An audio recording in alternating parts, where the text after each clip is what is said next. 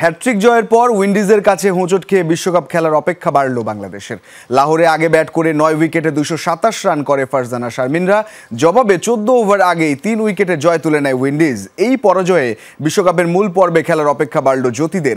শেষ ম্যাচে পাকিস্তানকে হারালে নিশ্চিত হবে টিকিট, হারলে ভাগ্য নির্ধারণ হবে রান রেটে। জিতলেই নিশ্চিত বিশ্বকাপ, এমন সমীকরণের ম্যাচে হোঁচট খেল বাংলাদেশ।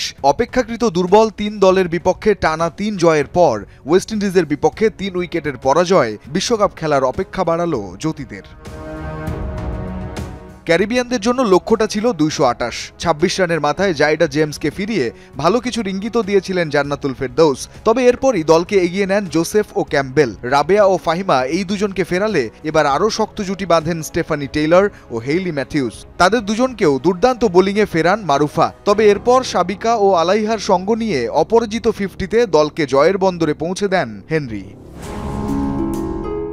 এর আগে লাহোরে টস জিতে ব্যাটিংয়ে নেমে 16 রানের মাথায় ওপেনার সোভানা মোস্তারিকে হারিয়ে ধাক্কা খায় বাংলাদেশ। 118 রানের বড় জুটিতে সেই ধাক্কা সামাল দেন ফারজানা হক ও শারমিন আক্তার। তবে 42 রান করা ফারজানা আর 67 করা শারমিনকে একই ওভারে সাজঘরে পাঠিয়ে আবারও ছন্দপতন ঘটান ক্যারিবিয়ান পেসার আলাইহা অ্যালায়েন। জ্যোতি, ঋতু, স্বর্ণা কিংবা ফাহিমা, হাসেনি কারো ব্যাট।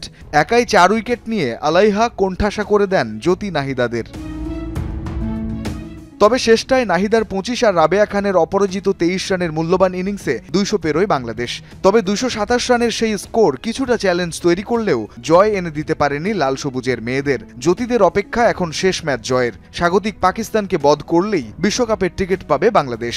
হারলে উইন্ডিজ ও স্কটল্যান্ডের সাথে নেট রান রেটের হিসেবে ভাগ্য নির্ধারণ হবে টিম টাইগ্রেসের। রঞ্জন শান্ত, যমুনা স্পোর্টস।